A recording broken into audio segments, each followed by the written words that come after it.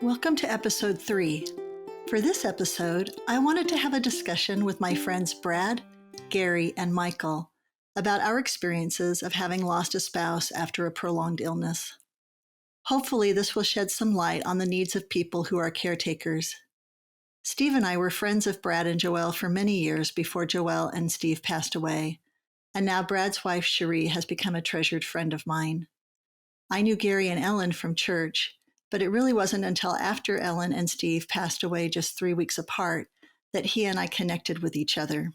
We helped each other navigate that very difficult time together, and I would definitely suggest finding a friend or relative who will walk with you like that. Michael is my husband. We met last February and were married in May. As you will hear, we are very comfortable talking to each other about our lives before being widowed, and have found a great deal of peace and understanding through the things we have in common. I was delighted that these men would share their experiences with grief and loss so openly, especially knowing that men don't generally enjoy talking about their feelings. And we had such a good long discussion that we have to break it up into 2 parts. But here's some of what I learned from Brad, Gary, and Michael. Guys feel good when they can fix things, but this was something they couldn't fix. And although they shared some things in common, they had different feelings about it, including anger, resignation, and hope. Having some time to plan and discuss the future was an advantage in some ways. Each of their wives clearly expected them to continue living normal, happy lives. They found great support in their families, but the level of support outside of that differed somewhat proportionately to the extent they involved or invited others to walk with them in that journey before their spouse passed away. Brad found himself trying to manage everybody's expectations of Joelle. He didn't want people to see how the disease was changing her as her illness advanced. After she passed away, he felt that he needed to figure out how to be now both mom and dad.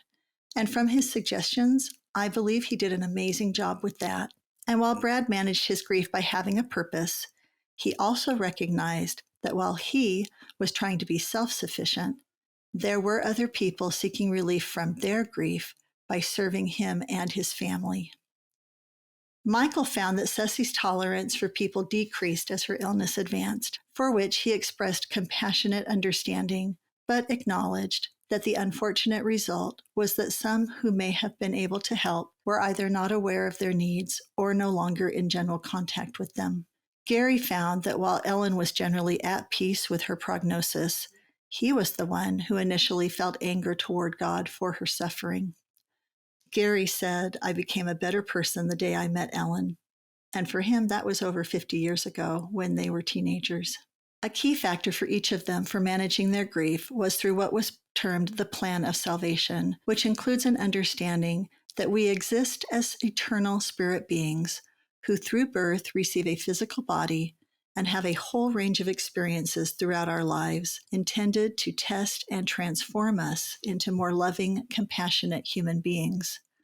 Because of our fallen nature, we are separated from God's presence.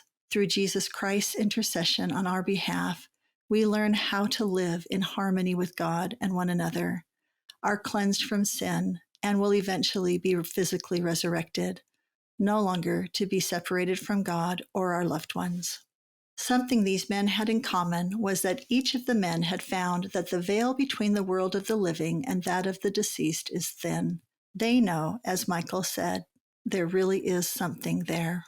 Each man agreed that he grew and improved from having had the experience of being married to his spouse, becoming an even better person now because of the time, caring, and sacrifices made in behalf of his wife during her illness. And they share a consensus that being present in the moment and having an eternal perspective is essential to dealing with the many aspects of caring for an ailing loved one and accepting their temporary absence after death.